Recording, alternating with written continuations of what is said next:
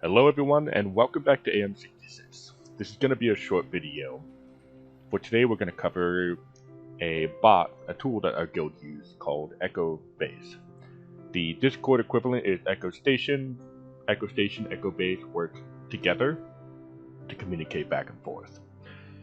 And so for today, I will go over the territory battle on Hoth Rebel Assault.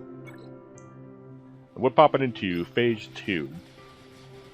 And you can see we're making some good progress as a guild, just earning those stars. And the way EchoBase works is it's going to look through the entire roster of a guild, and then it's going to find the most effective or efficient placement of units without sacrificing points for combat missions and special missions, etc. All of the things that come with territory battle. So this video is going to cover from the side of a member just some basics to follow as a member how EchoBase works. Since it is a Discord bot, I'm going to bring this over and show you our Discord server, and the orders are posted in territory battle. The entire guild can see these orders posted, and you see here Echo Station. It gives you kind of a brief overview of some information that you can use. When we scroll down, any messages left within EchoBase can be read here in this section. And we have the messages sent to all of our SWGOH members, since our server has multiple games other than just Galaxy of Heroes. But you'll see here, we have it sorted as by player, since that was the easiest one for us as members to kind of just dig through the information. When I scroll through, I'm actually just going to look for this yellow box, just like right here. And I know that my name is listed within Discord. And here are my assignments. All of these assignments located right there. So I'm going to actually bring this up. Minimize just a little bit, so we can see both my assignments and the game. If you register on Discord, what you're doing is you're linking your Discord name with your ally code in-game. Since this program doesn't log into your account or anything, it just takes what is publicly available information off of the SWGOH website. It uses your ally code to know, oh, okay, well, if they registered it like I have, then they're going to get private messages like this. And so here, this is what the private message looks like. And a benefit to this is that it helps filter out all of the extra information that you'd otherwise have to scroll through. And so if you pay attention here, it says Phase 2, and here are my list of orders. And it just makes it easier so I don't have to scroll through everything else. We're going to go back over to the Discord server, and here you can see there's other players. We have Gorgoddess, Fleetus, Gorgo, and so forth. So once again, pop up a game. As a member, I will see top and bottom zones. In this phase, we have a top and we have a bottom. On Phase 2 of Territory Battle. So Platoon 2, that's this one here. I'm going to put in Barris Offie and Wedge Antilles. Then we're going to go to Platoon 3. And for Platoon 3, we have Kanan, Deb, and Chopper. Hop over to Platoon 5, we have Cody. And finally, in Platoon 6, we have Ray. Scavenger. And that's it, all for the top. So I'll go back out, go down to this platoon, and Platoon 1. We have Jedi Consular, and that's taken. Qui-Gon Jinn has not taken. So this has been an issue within our guild that we are attempting to address, and that is, it's very easy to take somebody else's assignment. So in this case, this member has taken my assignment for the platoon. For Hoth Territory Battle, it doesn't seem like such a big deal. But where we really run into issues is when we go into the later phases of this territory battle, as well as when we start getting into like the geo territory battles, taking someone else's assignment can lead to dire consequences for the entire guild. You may not think that it's harming anything or causing any issues, but it really does hurt our efforts as a guild. And I will show you an example. So you've taken these assignments that I had, and in my roster, the way this program works is it says you don't need Jedi Consular or Qui-Gon Jinn, especially since both of mine are Gear 1 Level 1. You can see kind of here by the little picture. There's no intention for me to use these characters. I have them unlocked to be useful for territory battle and for other reasons. I do technically now have more of my roster freed up to assign elsewhere. This member here has instead assigned multiple of even mine, I'm sure other members as well. And you're only allowed to assign 10 units for all 6 platoons in each zone. So in this zone, you're allowed a max of 10 units. Up in here, you're allowed a max of 10 units. Same thing. I've assigned a whole bunch of units. I don't know if it'll let me. Okay, so yeah, so after I've assigned my unit, I'm only allowed 3 more to assign in this area. If you try to assign more, it'll start blocking out the others in red.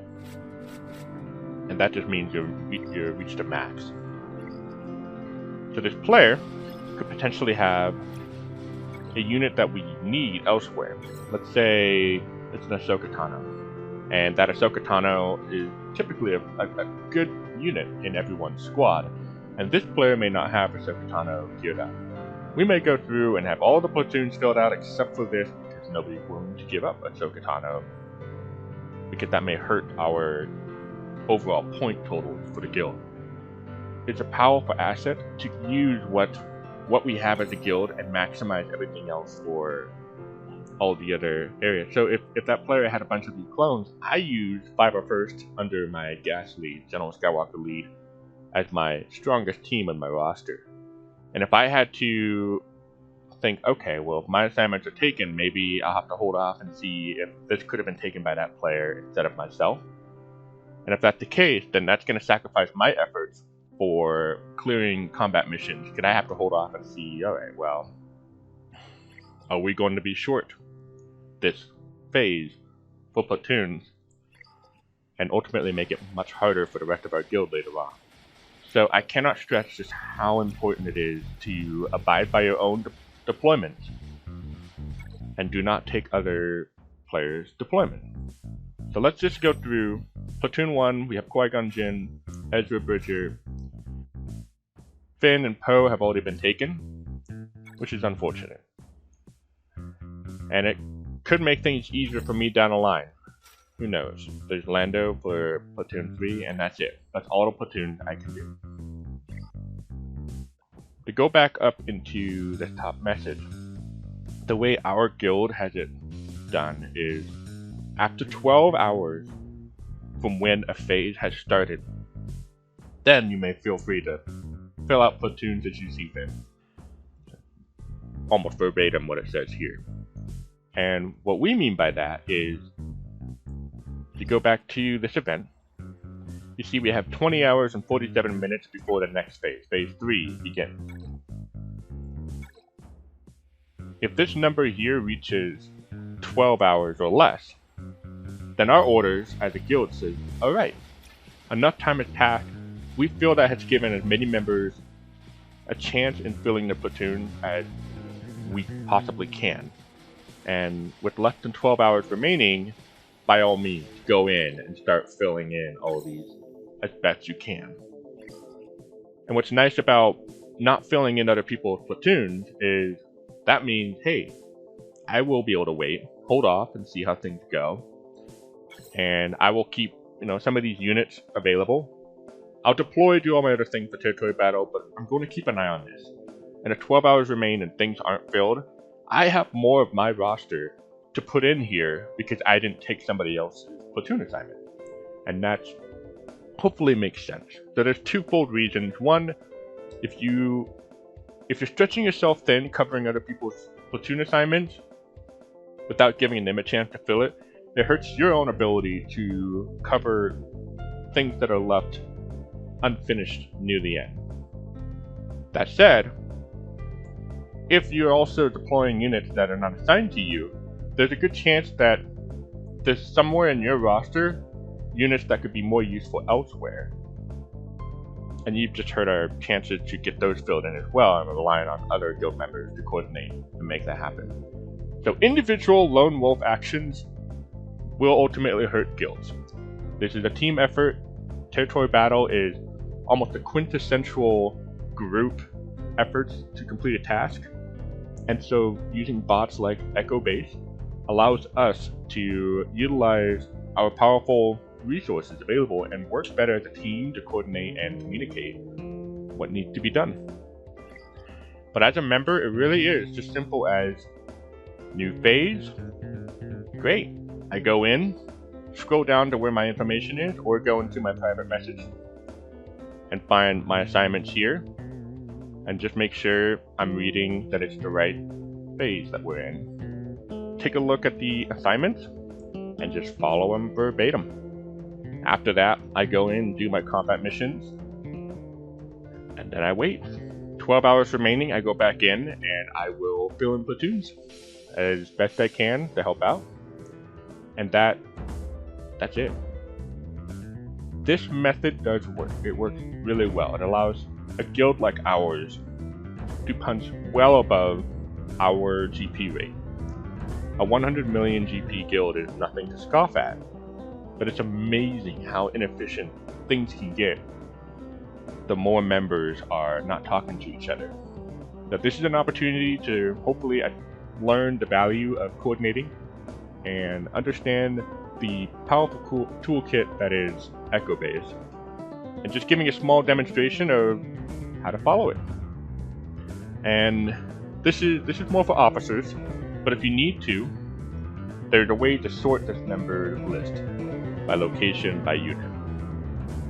We do it by player because that's just a lot easier. There are also members who are unable to participate for one reason or another, so those have been exempted from the list in order to maximize active members or members able to contribute. And then there's also members that are basically put on support role, standby. Hey, if we're shy unit and you need to call out, hey, I need some help with my roster, you can do that. You can call out help, and those other players on the sideline can be like, all right, I'm ready to jump in, let's do this, and they can help out. So if you ever run into a situation where it says no assignments, so like here, there is a message in here that'll say something like no assignments. Just know that just means you don't have any assignments assigned to you, but that doesn't mean you can't possibly help out.